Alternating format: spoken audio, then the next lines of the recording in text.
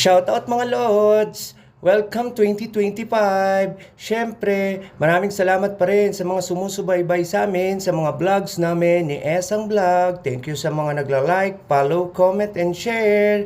Na-miss ko lang nga palang mag-voice over mga Lods. Kasi nga naman, puro kalokohan at puro kung ano-ano na lang ang ina-upload ko.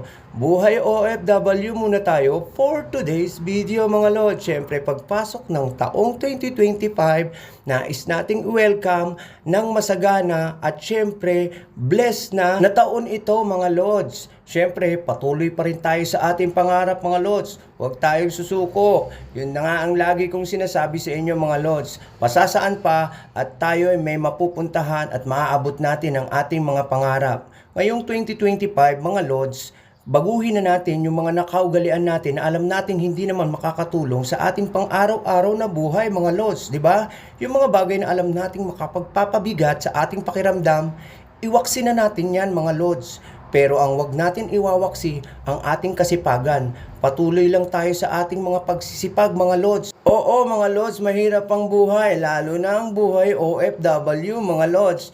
Pero bakit naman tayo titigil? Pwede tayong magpahinga mga Lords, lalo na kung napapagod tayo at may nararamdaman tayo. Pero huwag tayong susuko mga Lords, tulad ng lagi kong sinasabi sa inyo. Oo mga Lords, paulit-ulit, nakakasawa. Pero wala naman tayong magagawa, nasa sitwasyon na tayo na ganito.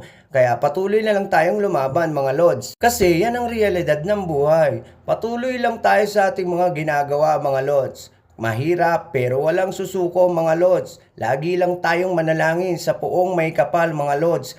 Mahirap yung lahat ng ginagawa natin sa araw-araw, nakakapagod, di ba?